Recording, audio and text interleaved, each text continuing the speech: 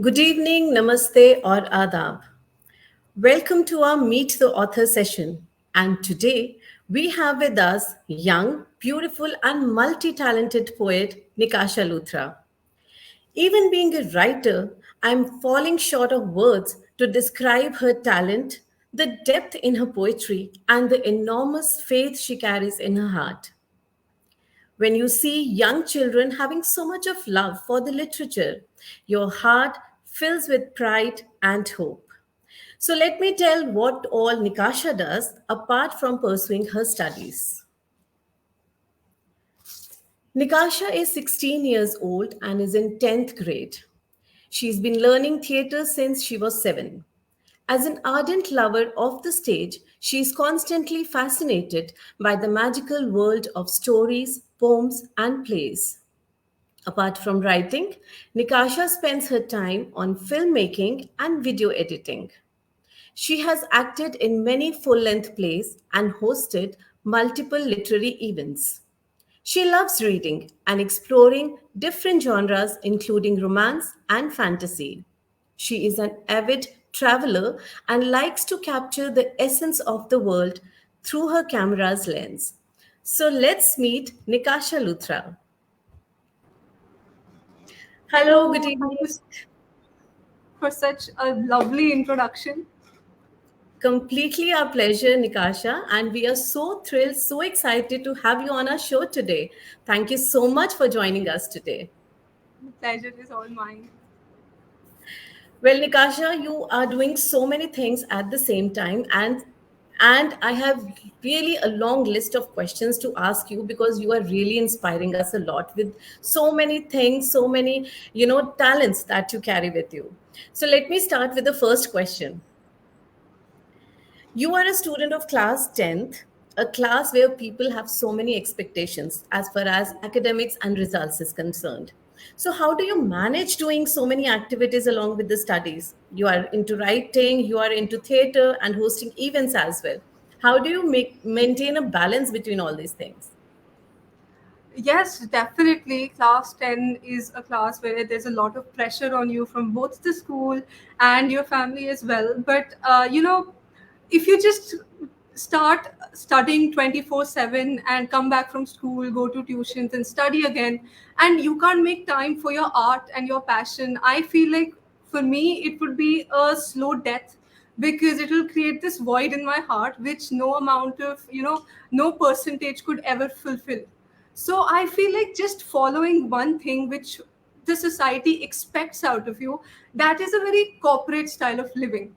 And Right, if you're not creating something through, whether through writing or through painting or through music or through dance or any kind of art form that interests you, then it's a very black and white life. And we all have to learn how to live in the gray. So for yeah, me, what I do is whenever I write, it's the most peaceful time for writing for me is at night, because at night the world doesn't expect anything out of you. It expects you to rest. And right, it's up to you whether you actually hone your skill and your talent in that time, or just take a break and relax. You just have to balance it. And I myself too, as being a student of life, every day it's just a challenge, because some days you're just so tired that you just want to sleep, and whenever you look at your bed you're just like, oh my god, thank you. yeah, But agree, agree. it's just a challenge to wake yourself up and then just sharpen your knives for the battle or whatever you want to say. And yeah, that's that for me. So I try to balance things. That's great. Wonderful tip that you have given to us, and wonderful thoughts that you have shared. That it is so much important to balance both the things, passion as well as profession. And of course, studying in your case. So, writing is something that rejuvenates you and that, fills up that void which is there in our life. Yeah, So great, definitely. great, Nikasha. And like at this age, every child is having some ambition in life. So, what is your ambition in life, and how do you want to go about it, and what all do you want to do about it? Since I'm like just in class 10th, I'm like very mixed about my ambition. Sometimes I want to be a filmmaker, sometimes I just want to pursue writing, and sometimes I just wake up at 3 a.m. in the morning and I'm like, oh no, what about the financial stability? And then I'm Yeah. just like, I'll do business. So it's just very confusing and chaotic right now. But I'll say that for all the three different fields of life, I think I'm doing something for each one of them. For writing, obviously, I've another book on the way. And as far as filmmaking and business is concerned, I am pretty active in the cinema world as well. I wrote a poetry film. And secondly, I've been directing all these films for my school in inter-school competitions. And, I plan on pursuing what my father does for a living. But as every day passes by, I just realize that's not for me and it's very corporate. But I'm still just figuring it out, and I'm trying to work as hard as I can for every field which I can pursue anything in. So, yeah, to grasp every opportunity Yes. that comes my way. There's a lot on your cards, and I'm sure you're going to achieve each and everything that you aspire for, because you know how to, go about the things, how to maintain that balance, and how to pursue the passion. So wonderful, Nikasha. And just for the audience, to tell them that we are here to talk about Nikasha's second poetry book, which is Dark Tulips. So do grab a copy of this because it's a wonderful book. It's a wonderful book. You are going to, have an essence of different layers of emotions, different layers of relationships in this. So hats off to Nikasha for writing such a wonderful book. We'll come on to this book later. But before, talking about the book, I want to know from you that what is poetry for you? Poetry is, many people have this running stereotype that once you write a poem, you can just vent whatever you're feeling. But I would say poetry for me is just a place where I can feel what I want to feel, and when I can abandon any emotion which I don't like. So Right. whenever I'm writing, whether it's a poem, a play, or a short story, the beauty of writing in my eyes is that it's your world. If you like this, you keep it. If you don't like this, you scrape that off and Yeah. you do whatever you want. So poetry is basically an escape from reality for me, and it just makes everything a bit easier to live with, if that makes sense. No, no, absolutely. It is making perfect sense. Yeah. That's lovely, Nikasha. And I have read your poems also. There's a lot which is there in your poems. You have talked about a lot of dark topics. You have talked about melancholy. You have talked about pain and a lot of other things also. So, like a person of your age, it is very difficult, even for me at this age, to go into depth of all these emotions, and then layer by layer you just talk about that, and you get engrossed into that thing, and then you take out the essence of it and write it there in your own words. It's very difficult. It's a very difficult task.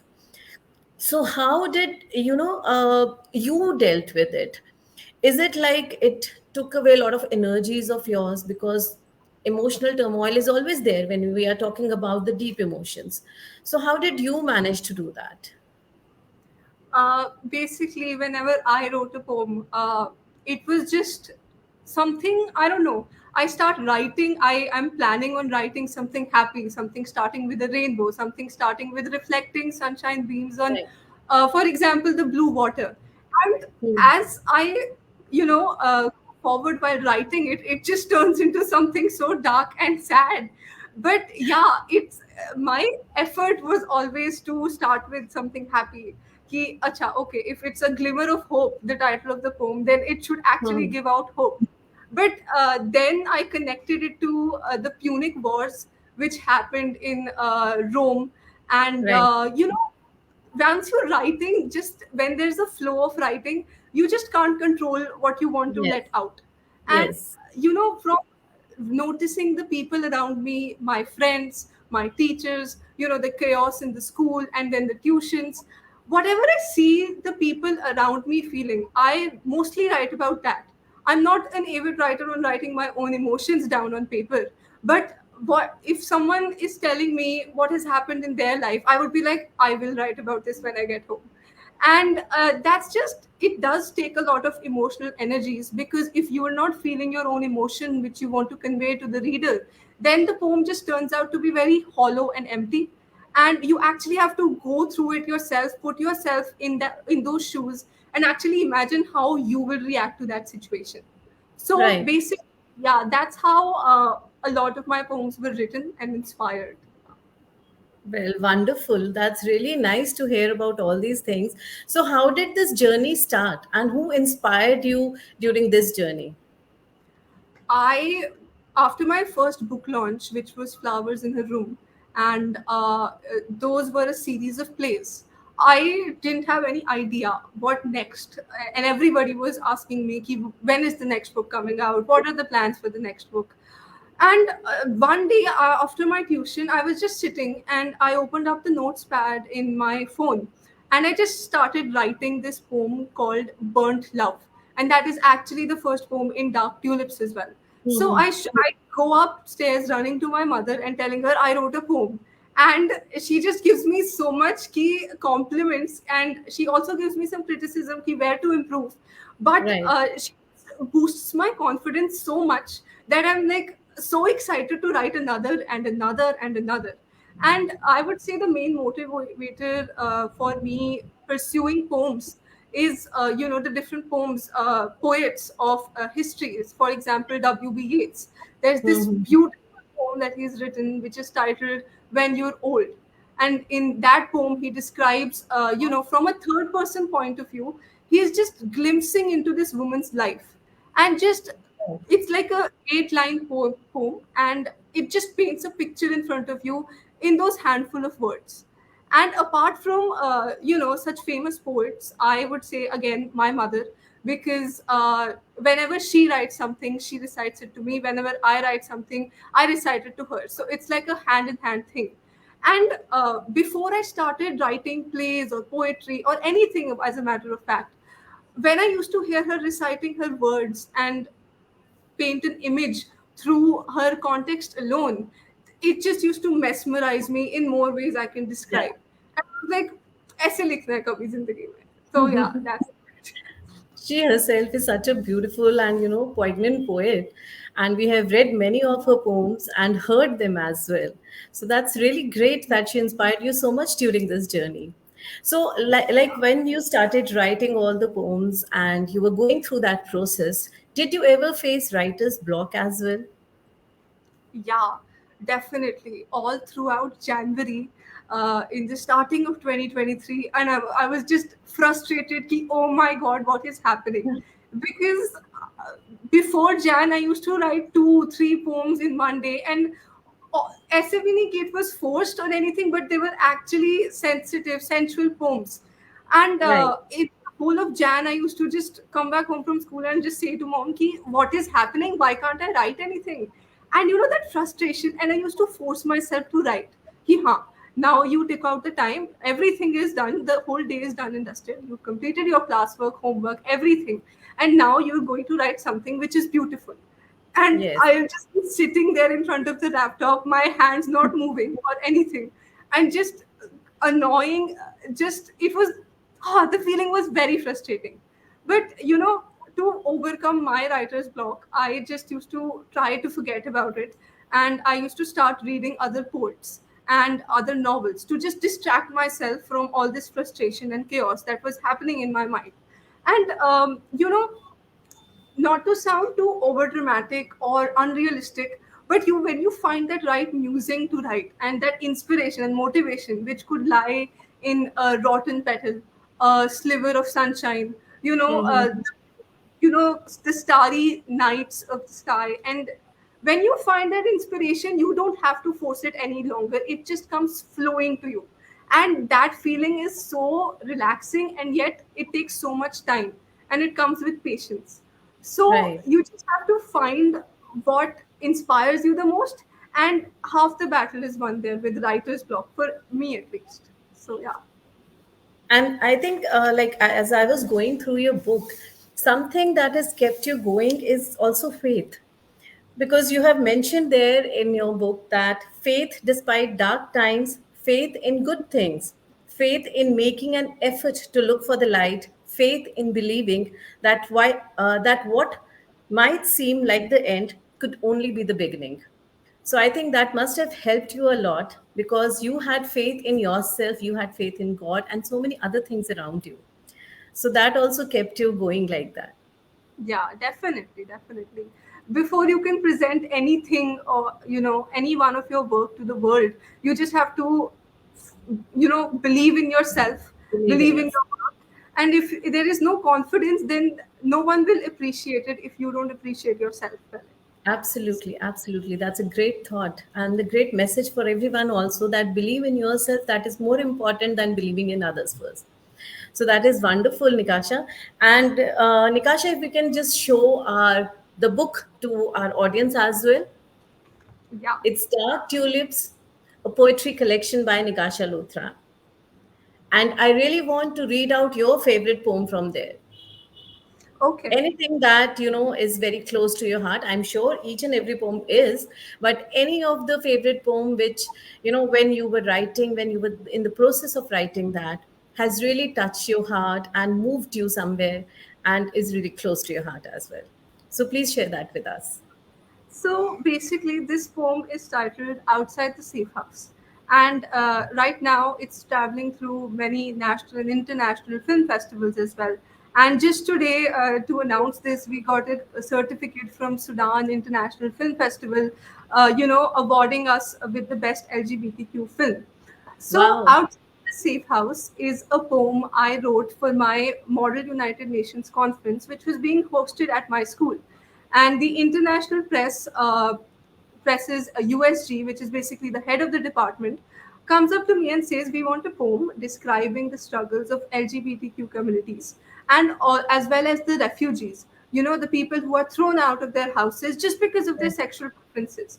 At Yeah. that moment, I had no idea what I would write. I went into deep research mode, and Hmm. I read some articles and viewed some videos about these stories of the people who are just Okay. normal people and who are being discriminated just because of how they choose their lifestyle. And it is really not much of a choice for them as well. Just a Hmm. way people are born, just the way people feel, just like any Right. other human being. Yeah. So I feel like this poem has just a special corner in my heart, and I'd love to recite it. Yes. Please, So, please. outside the safe house, even the brightest colors need their dark black to have any magnitude, to have any impact. Is it so awfully wrong? Is it so awfully unacceptable that you push me away from my family, that you thrash me out of your house, that you punish me for wanting a different spouse, that you cast me as a joke and threaten to lock me away in a madhouse, that you laugh at my existence, that you deem me wrong and want me to keep my distance? Directionless and empty. I, thy one who chose to feel free, now feels like the plenty. Is it too much for me to want this feel of the unknown touch? Would the world be happier with me not in it, or would it be happier if I was still in my big dark closet? Do you hate me, or do you hate my choice? Or is it the ability I possess to cast my voice? They say this life is to live it fully, and then they turn around and call me unholy. Is it my fault that I get the butterflies by looking at her instead of a guy? Is it my fault that I feel nothing for a normal person but I adore the cross? Is it my fault that I feel nothing for you physically but emotionally I can't do anything but plead for you to stay for my mercy? I'm neither willing to wear a dress nor a coat. Instead, I want to be in my own skin, let alone pose for your cultural code. That's that. Beautiful, beautiful. I'm really getting goosebumps listening to your words and your thoughts behind them. My God, it's commendable. Like you have actually researched their emotions, their lives. It's not that you have just researched about the people who are there in the community, but you have researched their lives, that how and what all they go through each and every day, each and every minute of their lives. Commendable, Nikasha. This is really beautiful. Very nice. And when you hear such kind of poems, when you hear such kind of thoughts, you really have faith in poetry, and you feel that poetry has the power to bring a lot of changes in the society. So, do you also believe in that? And was it somewhere there in your mind when you were penning down such poems? Definitely, definitely. Most of the poems in my book are based upon current affairs, if you could say that, Hmm. such as abortion, such as domestic violence, such as rape. And, it also, there's one poem about the Russian Ukrainian war in the Yeah. form of a love letter from Let. Valdemar Zelensky to Valdemar Putin. And he's hinting a war through that letter. So I believe, even through the smallest efforts, whatever you can do to make this very cruel world a better place, every effort counts. So, anyone can just exist, but seizing your existence for someone else, thinking beyond yourself, is something not a lot of people do. And Yes. if you have the power to like present your work and people are actually reading it, so as the great saying from Spider-Man goes, along with great power comes great responsibility. Yes. So it's our responsibility as writers, as dancers, as just artists in general, to make people aware about what's really happening, to make them see the truth. Because you cannot live in a delusion for long that there's some violence playing in the background, there are rose petals. What about when those rose petals are rotten? Nobody tells us that. Nobody teaches us how to deal with those rotten petals. So basically, throughout my poems, that's all I'm trying to do, to show everyone the truth instead of living in the delusion that it's just a romantic life, pink skies, violence playing in the background. That you could be feeling that, but that's not what exactly happens every time in life. So Right. yes, definitely, it's a great responsibility for artists to spread awareness through their work. And I think your poems and you yourself are very religiously following this saying that a pen is mightier than the sword. So Yeah. hats off to your pen, your thoughts. And we really wish that your thoughts reach more and more people, and they change their lives, they change their mindset, and they change lives of others as well. Because when you start changing your mindset, it's not just you as a person who changes, but of course the other person who's there around you, or people around you, they also change a lot. So Awesome. kudos to you, Nikasha, for bringing out such beautiful poems and bringing out all these important and crucial topics, which really people need to know in this hour, in this time. So this is Thank really you. wonderful. And I also want to ask about your future plans. Like you have written two poetry books. So are you planning to write anything in prose as well in the future? Or is it just that the poetry fascinates you more than that? I am planning on starting a novel, which I already have started. And right now, the story is just playing out in my mind as well. It's in the very, early phase of Early writing. book. I'm just making the notes and trying to figure out the backstories of the characters that I'm building, trying to give them different traits. So, yeah, another book is on the way, and definitely more books, hopefully, touch wood, will be more on the way. And yeah, even if I'm not sorted right now what I exactly want in my future, but I definitely don't plan on stopping writing at all. So yeah. And any tip that you want to give to the young writers, or the writers of your age, because you have seen and witnessed and gone through the process of writing two books, and the third is there on the way. So anything that you have observed, you have changed as a person, anything particular that you want the writers also to know about? I would say, since I am a teenager and I did publish one book before this, and a lot of my friends sometimes come up to me and say, "Ki, we've written this, and we really want you to read it and tell us what you think about it." And it's a bit sad that most of the times, whatever people have written just involves the cliched topic, the cliched nature of poems, meeting a guy, falling in love, falling out of love.